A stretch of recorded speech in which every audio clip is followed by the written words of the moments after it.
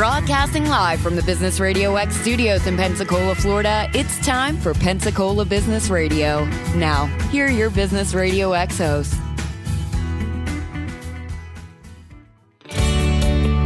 Welcome to Business Radio X Pensacola. You're listening to MotoTalk with Emily Elmore, brought to you by theMotoDoll. We're bringing you stories of planes, cars, trucks, and things that go. And along the way, we'll learn about the incredible humans behind the motors and take the lessons learned on the road, in the cockpit, and under the hood to smash through our own roadblocks and journey boldly.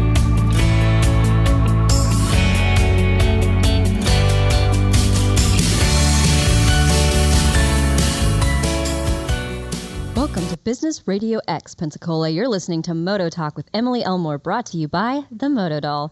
We're bringing you stories of planes, cars, trucks, and things that go. And along the way, we'll learn about the incredible humans behind the motors and take the lessons learned on the road, in the cockpit, and under the hood to smash through our own roadblocks and journey boldly.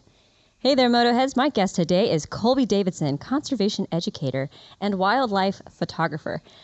Currently living in California, he has photographed some of the most amazing predators, flora, fauna, everything you can think of. And he has gone from Kenya to Peru. He's going to tell us all about it and some of the lessons he's learned along the way. She's using big words today. Yeah. I like it. I like it. Flora fauna. and fauna. Yeah. You bet.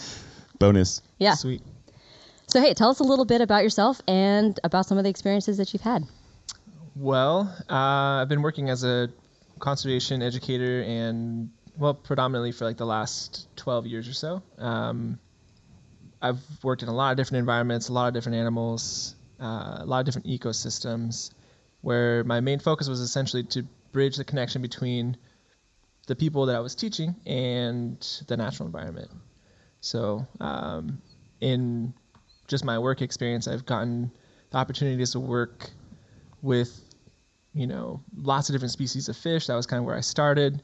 And then it just sort of branched out and started working, you kind of went a little bit bigger, like where do the fish live? It goes in the rivers, watersheds, and then you start talking more about like larger ecosystems. And, lions and tigers and bears. Yeah. So it's just, just kind of like everything sort of builds on top of itself. And as the seasonal work structure sort of operates, you end up in these situations where you're like, hey, you're dodging lions and stuff. Well, no, you just someone hears something about you because they saw you working here and they're like, hey, we really like the work that you're doing. Do you want to come work for us? And in the beginning, you're able to operate pretty effectively in that system, but then at some point, you need to develop certain skill sets. Yeah. Like running. Away from the bears. I'm saying this because I've seen some of your pictures. So, obviously the lions mowing on the zebra. Oh, no, I was just thinking like specifically from like an educational standpoint, right? There's just like certain concepts that you need to be able to communicate. And there are certain like student learning outcomes. You have to learn how to, articulate in a way that's like really easily understood by a mass population of people, mostly students who are coming from lots of different economic backgrounds and just languages overall. And all that stuff too. I mean, you're in different countries and stuff. So that's right, and that's one of my favorite things about all the pictures that you have is that you're so great at telling these narratives that bring stories from these animals or the environment that you're existing within and helping to conserve, and then you're able to tell a story that is salient and relevant to them, even though they didn't necessarily feel connected to it to start. By the end of it, they really do. And that's the beauty of some of the photos that you've done. So tell us some of the favorite photos that you have. And I think I already know you're probably going to mention Kenya. Yeah. Definitely Kenya's up there.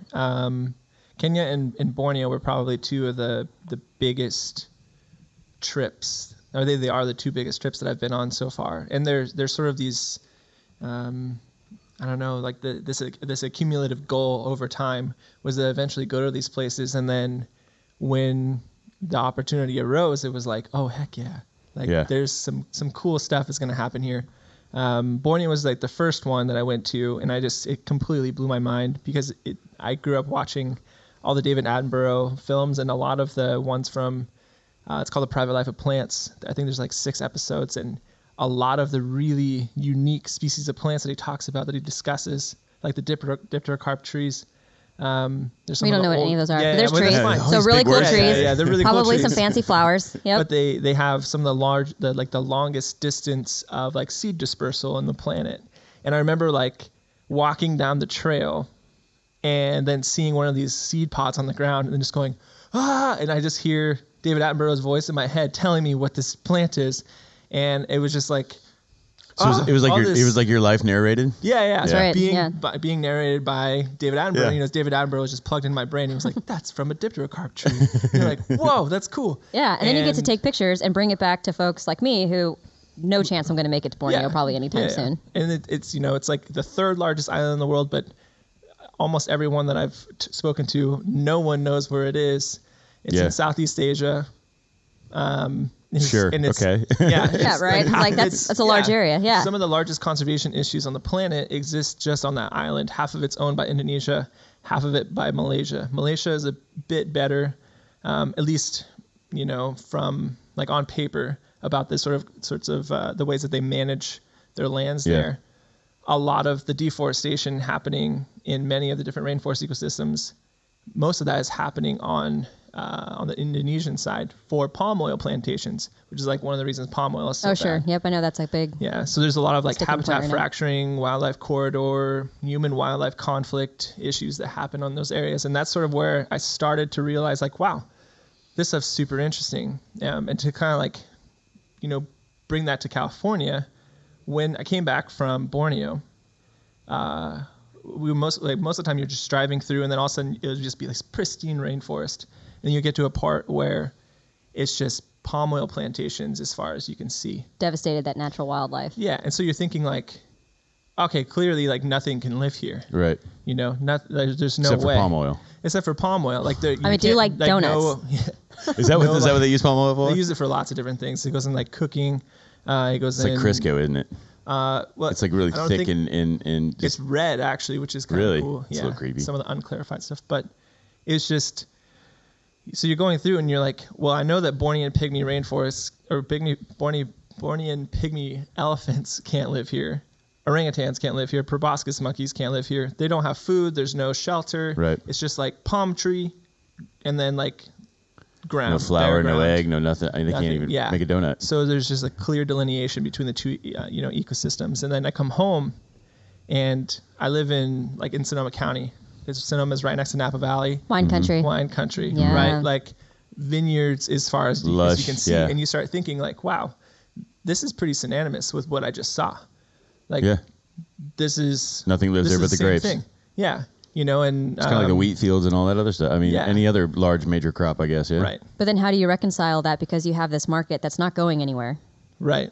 And you have this conflict that you described between the wildlife and the ecosystem, and then the people and the market that's driving the sales, of the product that they grow there. Definitely doesn't seem like people are going to stop drinking wine at any point in time. I mean, so part of it, so this was sort of like the origin of this idea, like just sort of the realization, like, wow, okay, I've mostly considered, logging to be a pretty big like way of disrupting wildlife movement on the planet, but also, like things as seemingly harmless as growing grapes can also do the same thing. And then a couple years go by, and then there's sort of like the pinnacle trip of my life so far, which was going to Kenya. Pictures are amazing. If you get a chance, go to Colby.Davidson on Instagram and look at his Insta gallery. It'll blow your mind. Yeah, there's a lot of like Instantly. California native species there. There's a couple from like my trip here to Florida, and then also, lots of different. Right, and this Kenyan trip that you're about to talk about, right? So the Kenyan trip, there's, any wildlife documentary that you watch. Yeah. It's basically totally the Lion King, right? Yeah, it's like real life Lion King. Everything you see minus the CG. Lives there, and ironically, I actually started a job at a safari park at home, and so I kind of like learned about some of the different species of antelope, which you don't think antelope are that exciting, but the Great Migration is driven by antelope. It's driven by the wildebeest. That's always the one you see in the film where they're going across the last man straggling, right? Is the one that gets snagged. Yeah. Well, so what it is there's like they'll all build up right along the riverbank because they know that the Nile crocodiles are down there. Yeah. Like, And you see them move in, and then you have the hippos moving in too, because the hippos will kill things, but they're not eating them. They're just they're just angry. They're just angry. Yeah. Hungry hippos. Yeah. So they all build up, and you'll see them like they're out in the grass, and normally what's causing them to migrate is basically they're just looking for grass. They're looking for green grass. And you have to imagine their populations are between like 1 to 3 million. All fighting over the same squab of land, right? Yeah. So, but then it gives you exciting chances to take pictures because then you get all the stuff coming together. Right. Yeah. So you sort of like you see this amass right at like Exodus. Yeah, you just see this right at the border of the river, and they're all kind of like pushing each other. It's like people at a concert. Yeah. And then at some point, one just goes for it, and then it just triggers everything else. And then they all just flood down, and they try to get through as fast as possible. Yeah. And the crocs show up, and they start like snapping, and it's a circle of life, man. Happens. But what was interesting about last year is that there was so much precipitation there. It was so wet. The grass was super tall, like within basically like the recollective history of the people that were alive. Right. You know? They couldn't remember it ever being that wet. It was so wet that the animals didn't have to move. They didn't have to migrate. Yeah. Because there was the just crocs, so much they just starved and totally threw the cycle off, right? So they're still migrating. They're just not. It's not the incredible like scene that you do see. It's essentially drought, like periodic drought that causes them to do those movements. Right. So that wasn't present last year. It was raining like the whole time.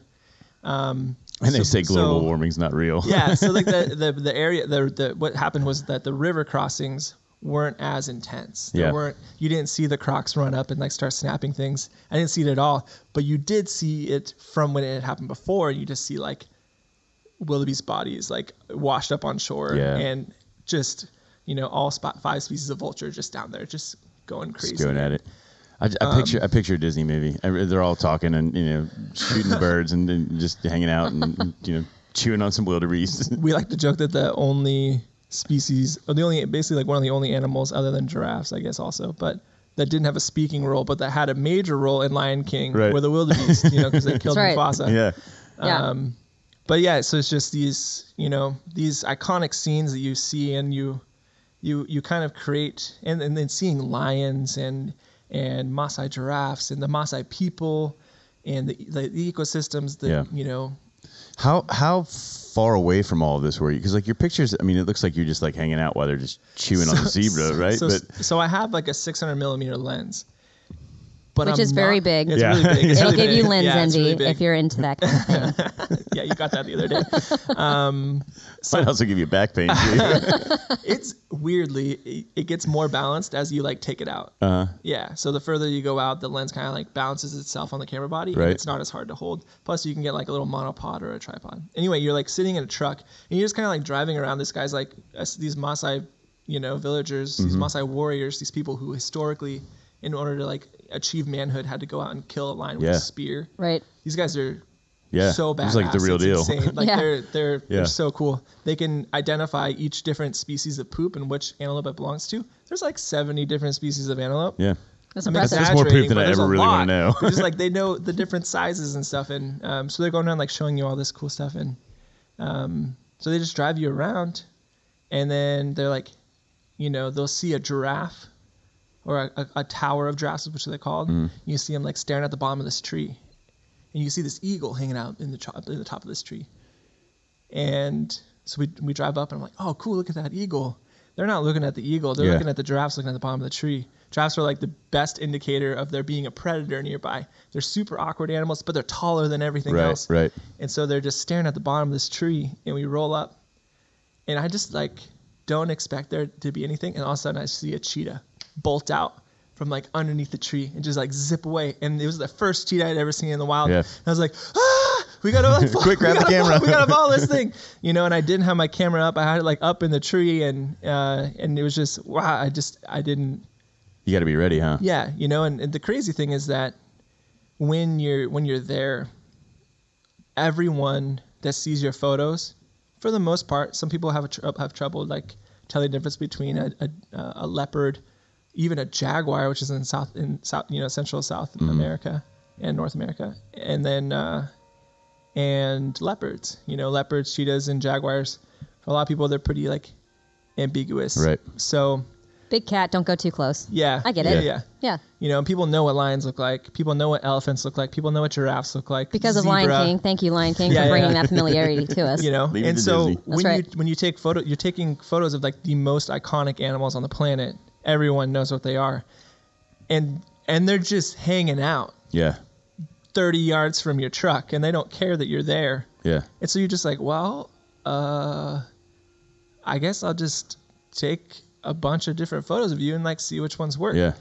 So. But you caught so many amazing, I would say like these natural moments that happen for humans also. So I want to talk a little bit about my favorite one just real quick. Yeah.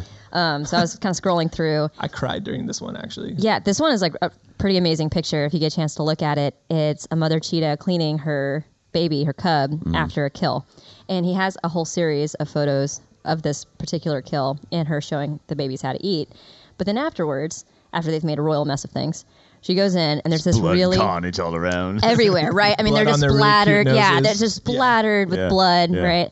But they're kind of wrapped around each other, and this little cub is looking up at her like, Mom, And then there's just ate a kidney. It was good. That's right. And then Mom is cleaning the cub, right? And it's like this moment where it's like, man, this is me last night. I had a kid that I was, cleaning up after a wild episode of potatoes, and he had there's potatoes in his ear.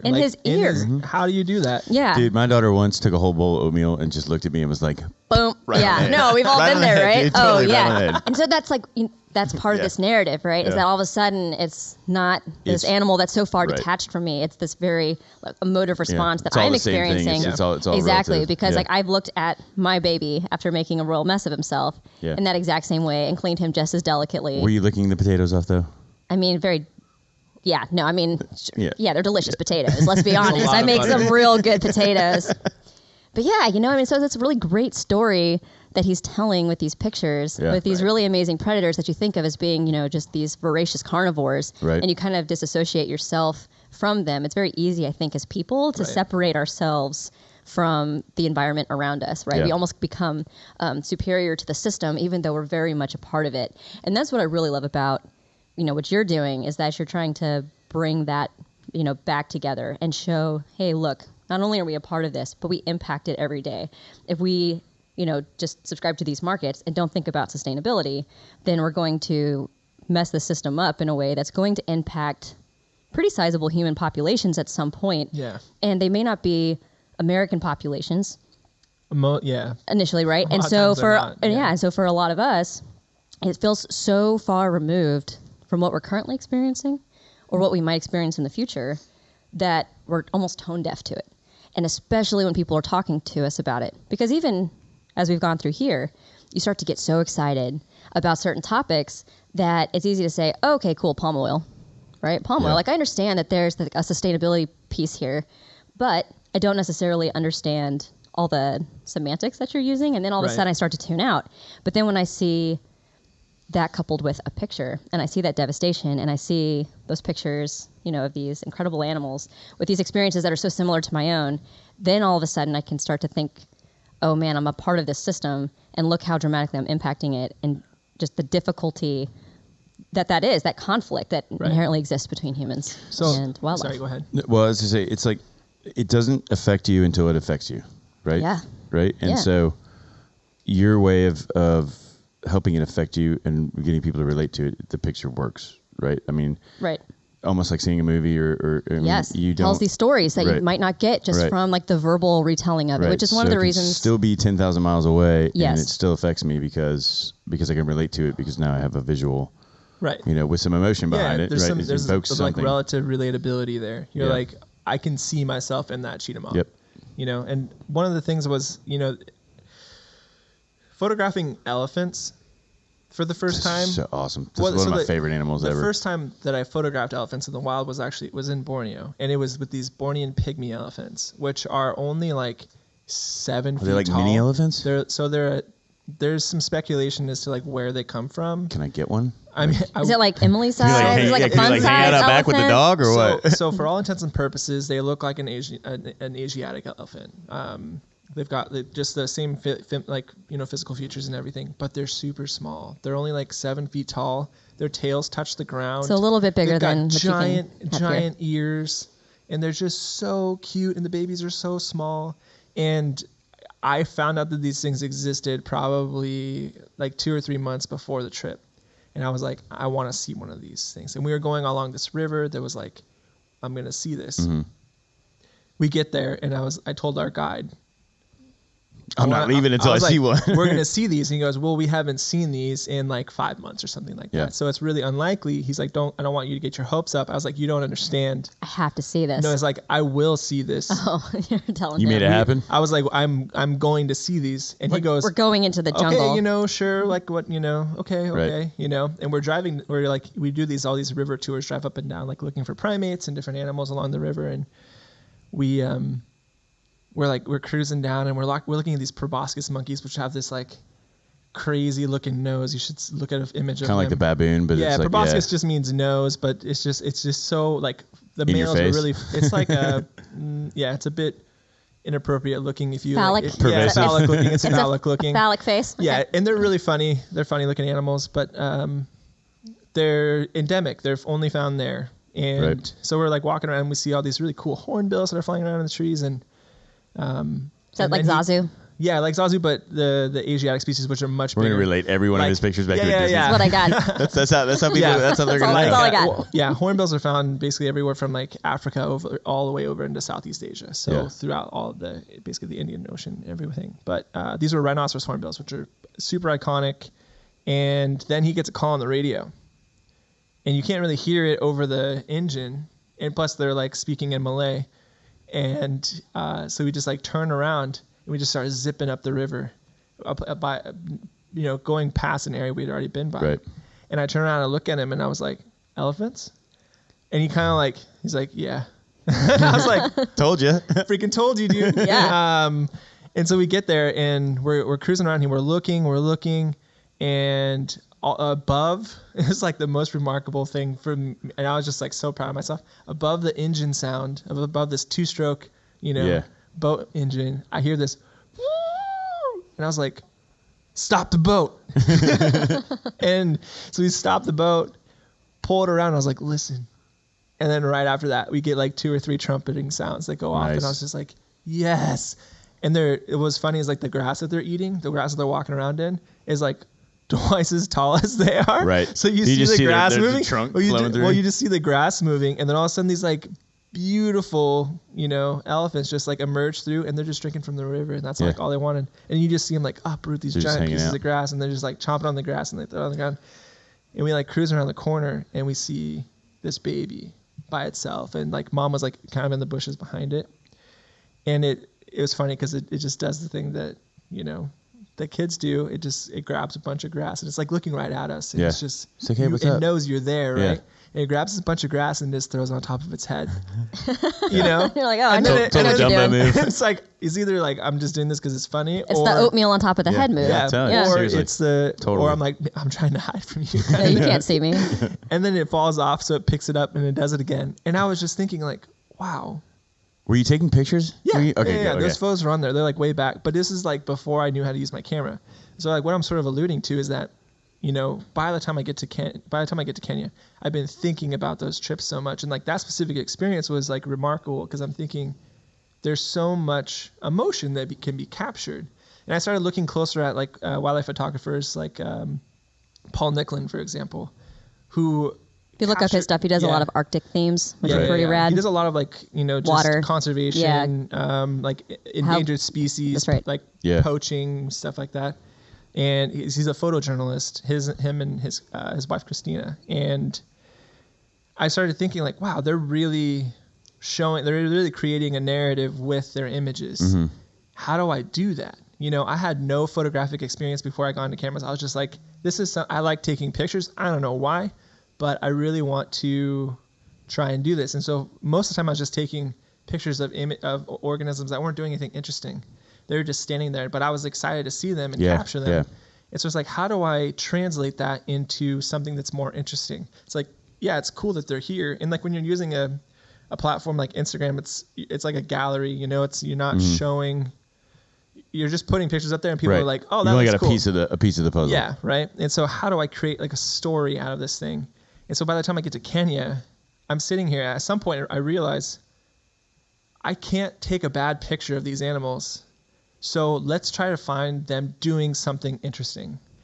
And then we came across in Amboseli. It's there's a big national park, and we're in Kenya Conservancy, which is outside of it. It's like a portion of land that's owned by the Maasai people, and they basically lease it out to tour agencies, and that's how they generate money. Well, but they generate money for themselves, so they can send their kids to school, and it's a big preserved area, and there's so many more species of wildlife there than there are like in the national parks. It's because they know they're safe.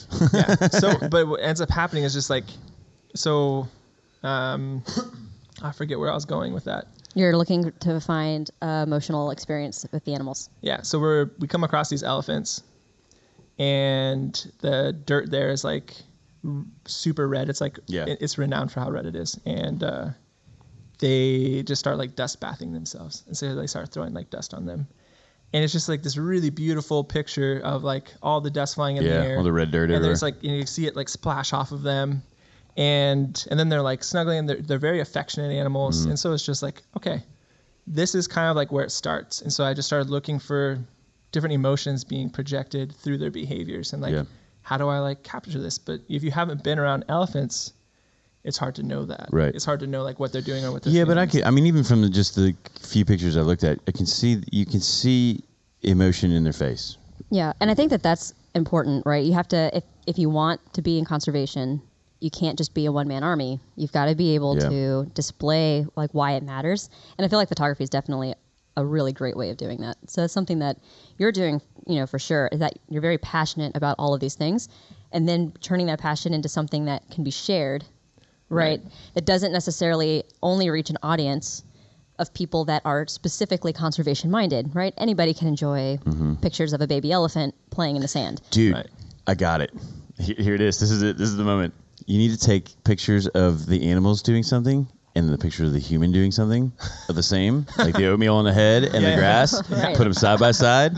The world could relate. Yeah. No, actually, that's not a bad idea. Doing that in some kind of like, you know, graphic, like a book or something would be really cool. So on that note, we're going to make a little bit of a transition, but what we're talking about here is being able to articulate your passion into something that people are going to relate to, and then either, you know, contribute in some way to something that you're passionate about, or be able to fund and monetize the thing that you're so passionate about so that you can do that full time. Right.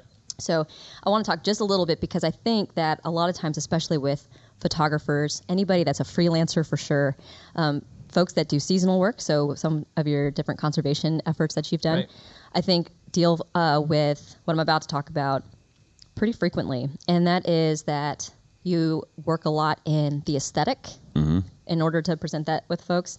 And so you don't necessarily spend a lot of time on the back end to make sure that all of your personal, professional portfolio items are consistent or staying up to date, right? Because you care more about the content as opposed to people being able to know about you, because you care about making sure that they have all this relevant information about the elephant, but not necessarily all the relevant information about Colby, because it's not about you. For you, you're just so passionate about conservation that you care about focusing on that. Right. As opposed to focusing on yourself. And something that we've talked about so often is that, you know, the amount of impact that you have, the reason one man can change the world is because he can go out and inspire others to make small changes that amount to a huge change globally. Right. And so if you want to do that, how do you ensure that you're reaching the audience and that you are impacting the audience the way that you want to impact and in a large scale? So there's a bunch of different ways, and we'll talk about some of this on future episodes, but there's a couple things that I want to talk about. So for freelancing specifically, you should have some kind of portfolio, whether that's like a gallery, right, for our photographers, or any other number of things that you may perform, right? Gig folks can definitely attest to that. So a portfolio of some kind, but definitely if you're into like the visual space, while Instagram is great, one, you need to identify what you're using Instagram for. So that's something we talked about a little bit yesterday. Right. So it's like, hey, is Instagram just a way for another avenue for you to create a gallery? Right. Is it something that you want to monetize? Are you taking some of these prints and you're wanting to monetize them for yourself to monetize a hobby? Are you taking these prints and disseminating the story so that you get impact and buy-in into something that you really care about? In which case you need to make sure that it's linked in a way that makes sense. And so we started talking a lot about that, and then we realized pretty quickly that not just with the gallery, but more importantly, with the way that you present yourself professionally, that is what's going to ensure that you are able to articulate your passion with folks elsewhere. So you're living in California, you're taking photographs in Southeast Asia, you're taking photographs in Africa, you're taking photographs in South America, which we didn't really get to go into. You're taking all these photographs of these places that are very geographically separated, right, from a lot of your audience here.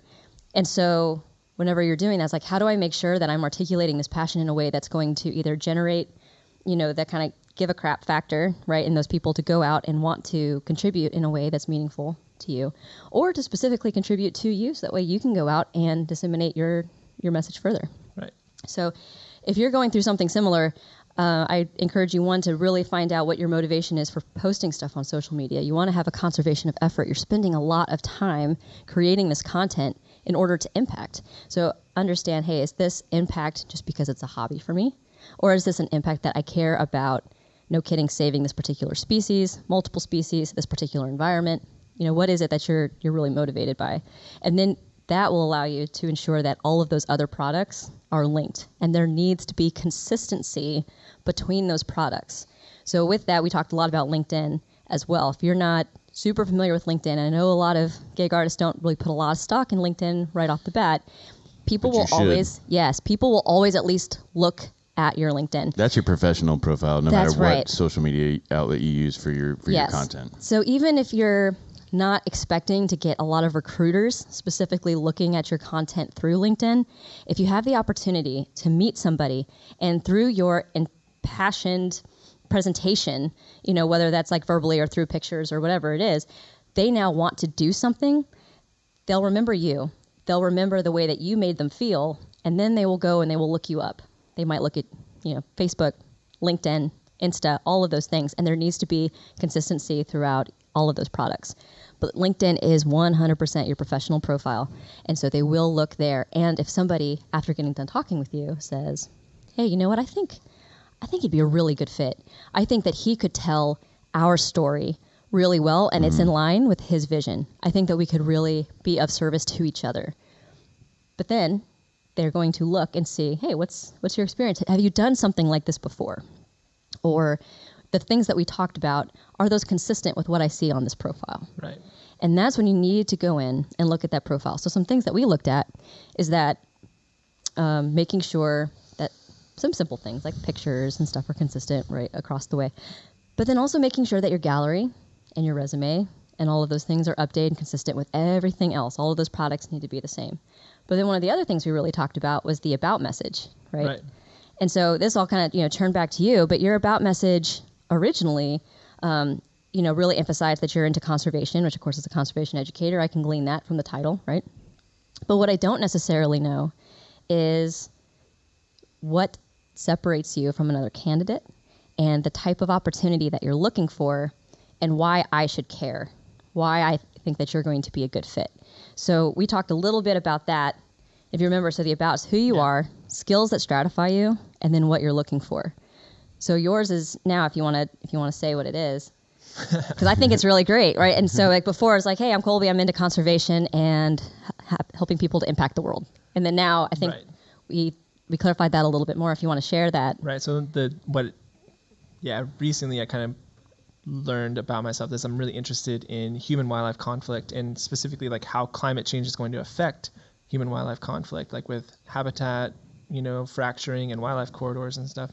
And then my overall message was, just how I sort of specialize in how climate change is going to affect human-wildlife conflict as a conservation educator, and that I want to use community engagement or photojournalism to build narratives that empower people to change the world around them. That's right. And those are all like huge principal aspects of things that I like wholeheartedly believe in. Yeah. All compiled into like one thing. And that's like a pretty powerful statement. Right. You know, and like when we were writing this, I was like, I'm getting a little, right. A little heavy. Yeah. And so it becomes like, it should be what I like to call your elevator pitch. Right. Right. So if you're in somewhere, and this is the thing, when we talked about it last night, you're like, man, sometimes I just, I'll just start talking about the thing that I care about right then, because I've already gone through and, had discussions with people like 4 or 5 times throughout the day already, talking about all of these different species. And,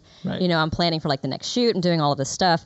And then, if I meet somebody, I just, might be kind of word vomit. And I'm like, you got to tamp that down, right? Because you've got to make sure that always the first thing that you tell them is this pitch, this elevator pitch that tells them like why everything else that you're going to talk about is something that matters to them, because it is. It's just these really great stories. But that right there, just this very simple sentence right off the bat, will tell people who you are, what you're about, and what you offer and the opportunities that you're looking for, right? Within 30 seconds most of the time. Which is about all you have. Right. And so if you can get that in all of those statements, all of a sudden they want to know, hey, what else? And then they're going to start asking. And then they're going to realize, oh, photojournalism, do you have something I can look at? And it's like, oh, sure. And then if we're going back to LinkedIn, we have a gallery that's linked up. Right. Or you can tell them that you've got an Instagram, and that's maybe some more personal stuff that's on there too. So now all of a sudden you're building that kind of rapport. And they can compare that against a resume if they think they might have a fit for you somewhere. And then on top of it, if you have other pieces, when they see those things and it's all consistent with this narrative that you've told them, now all of a sudden they feel that there's this consistency of message and this really polished professionalism that you've displayed, and they're ready to, want that inside of their organization also. And then they're like, what kind of opportunities are you looking for? Right. What do you want to do? Yeah. And that's when you can really start talking. Yeah. That's another thing you can put in that little like introductory thing. That's right. So if you're looking for more photojournalism opportunities for like particular, either journals or, periodicals and that kind of thing, and you happen to be talking to somebody that can possibly even give you an introduction, then it doesn't matter if you've been talking to folks for 4 or 5 hours already. You've got to be ready, with that pitch, and tell them that opportunity that you're looking for. Yeah. Yeah. I mean, if you're not up there and in their face for yourself, nobody else is going to do it for you. That's right. So, toot your own horn. Exactly. And you have to do it with style. And the thing is that people really don't want to when they're very impassioned by something, as big picture, as conservation, because they feel that it's self-serving and that maybe it's, doing a disservice to conservation because now they're focusing on themselves. And I've encountered that a lot, not just with, people that are interested in like conservation, but also in folks that are really proud of nonprofit things that they're doing. Right. But the idea is that you have to be able to tell people this story about why they care to know more from you, because you are the ambassador, right? So I have not been, I've flown over, but I haven't, been on safari in Kenya. Right. So I have not been on safari in Kenya. I have not been, in a little 2-stroke motorboat going down a river in Borneo. You're an ambassador for these animals and for these environments and for these, ecological structures and for the conflict that exists between humans and the environment. That's you.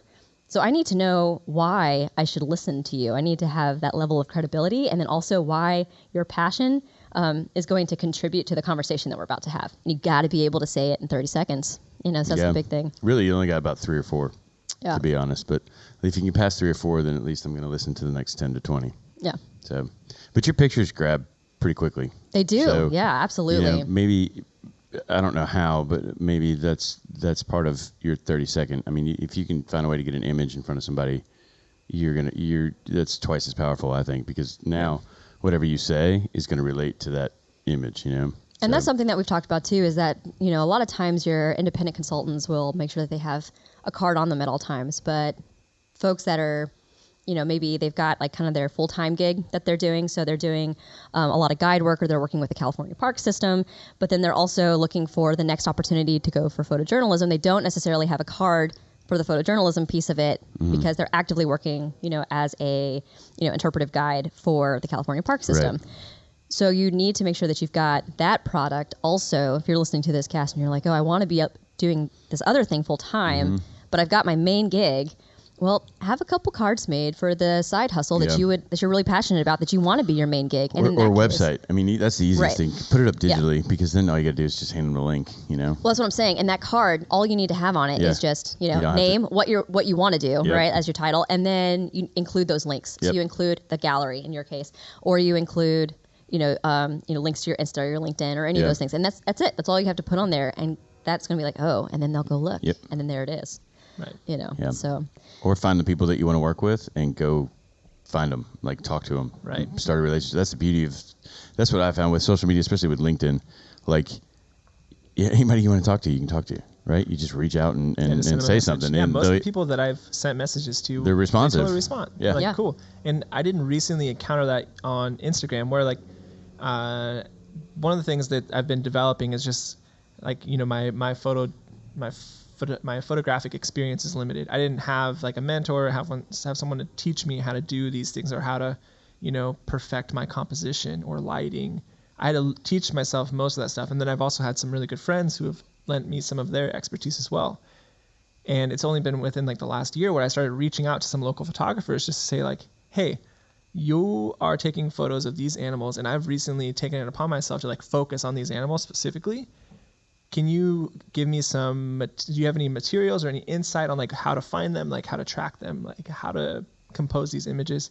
And most of them are super stoked to just say hey, guess what? I live on the other side of the hill. Do you want to go shoot with me? Yeah, exactly. You guys can nerd out on it together. Take photos with me? Yeah. And then you're just sitting there, in awe of these animals. And then he's like, hey, wait till it does this thing and try to get that shot. And then you're like, oh, I get it now. And some of it is just, you have to have someone who's doing it professionally show you or demonstrate to you. Because you can look at the images and you're like, oh, okay, I understand what's limited, but how do I fix it? Yeah. So, and so that networking component is also really critical, right? As you're trying to expand. Think, other than through direct messaging these photographers, I don't think, for me anyway, Instagram hasn't been a good platform for that.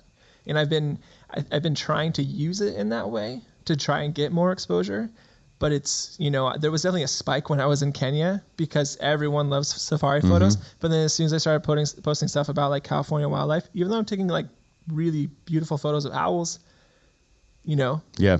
Well, and very few people really care. Right. And we talked about that too, is that there's different ways to use all of these. And so that's something that we might bring up in a future episode, but that each one of these, platforms, you have to be able to manipulate it in a native way and you can't treat them all the same. Right. Yeah. So there's definitely that. And then if you don't know exactly what your motivation is for using that platform, you won't be able to take advantage of, of the platform to its full extent. You probably, honestly, you need to check out, I think you're probably leaning more towards the Adobe platform, the Behance or whatever it's called. Behance. Yeah, Behance, yeah. I had a Behance account for a while, and just part of it is I don't know how to use it. Yeah. And so and there are so tutorials I know a guy. And stuff. And I know a guy. Just send me the pictures. We'll work it out. Cool. I'll bill you later. Because there are all these platforms to get you exposure, and Flickr is a really good one if you can get in with some of these photographer groups, and you can send your images in, and you can also say hey, looking for feedback on this image, and people will do that. Part of it is just if you had a community already that was local, and you could they were California wildlife photographers, and I'm sure they exist. Oh, sure. And then you had one-to-one in-person interface as well as this photographic community to bounce these images around it and just say hey, what do you think? Is this cool? Does this work? How should I change this in the future? Right. And I think that's really great for feedback. And that's also something that I think we talked a little bit about, is that those who are, artistically inclined, creatively inclined, doing some of this freelance work, is that they will get, and rightfully so, because that's what makes them masters of their craft, really into the weeds of, wanting to get that feedback and trying to figure out how they can do it better, but not necessarily working on getting the content itself to a bigger audience. And so what you get is a lot of familiarity within those communities that you're building. And so you have a really dedicated following amongst the people locally to your Instagram. But if you're not using those platforms also to disseminate the information, not just for feedback purposes, but for exposure purposes, then you may not be getting as many opportunities to monetize it in a way that's going to either support it as a hobby or as a full-time job. Right? Absolutely. Yeah. And so that's one of the things that I think is just so important for us to kind of bring back here, is that, if you're listening to this and you have this really wonderful creative ability, such as Colby with these pictures, and please go and check them out. What you need to also focus on is that you need to take as much time to seriously consider like your professional presentation. And so that is, absolutely critically important. And that professional presentation, once you get a motivation for exactly what you want it to do, is it just a hobby? Is it a hobby you want to monetize? Is it your part-time thing that just, brings you joy but is also an extra source of income? Or is it something that you want to be a full-time job? Once you get that, then you know exactly how much effort you need to be putting in order to get that return. Yeah. There's a lot of different ways that you can do that. Definitely check out theMotoDoll.com. We can talk with some of those things a little bit further. But I hope that you got a little bit of value from that, and that these just really incredible, crazy stories about, Kenya and Borneo. Elephants throwing grass. That's right. And I don't think we talked about like the lion suffocating the zebra or... Yeah, that was you have to go see it. About the cheetahs. A lion bring it down. Right. So, and just these incredible narratives, that just bring us back into the system again, right? Yeah, like where there's a story that's like very evident. You're like, okay, this should be easy to tell. That's right. And just finding the best way to tell it in order to impact the widest audience. And that's something that we can definitely help you vehicle. With. Yep. So for those that want to see it again, where can they go to see all your pictures? Super easy. Colby.Davidson, COLBY.DAVIDSON. And he can spell, ladies and gentlemen. On Insta. And it's so fancy. Big letters, big words. So, okay, so we're kind of close to the end of time here, but dude, awesome stories. So, like, seriously, like, nice path of life. Thanks. Like, you're doing okay, man. You're doing okay. Yeah. I've been pretty fortunate. I mean, you're able to travel to these places, right? Yeah. So you're doing all right. Yeah. Well, it's also like really early on, I figured out what I wanted to do in life. Yeah. And I was able to really like hone down and focus on that. Yeah. And the passion like hasn't gone away. It's just gotten bigger. That's cool. See, that's good. Yeah. So now we'll just find you the right vehicle and make you famous. Yes. Find me the right vehicle. That's right. Please. Yep. And if you're looking for that, make sure that you visit themotodoll.com. That's themotodoll.com. Have we figured out a sign off for you yet? I think we just kind of go back and forth on it. So we'll figure one out. Or you can toodles. Exactly. Or maybe people could submit their own opinion and we'll take a There vote. we go. The best sign off for the MotoDoll. Yeah. Now taking your opinion. We'll select the vote best. For toodles. Win a cool picture of a zebra getting eaten. There you go. All right, cool. All right, we're out of here. This was another rad episode of Moto Talk with Emily Elmore, the MotoDoll. Find us at all things the MotoDoll, including themotodoll.com. Tune in to our next episode and stop spinning your wheels. Journey boldly, friends. We'll see you on the open road.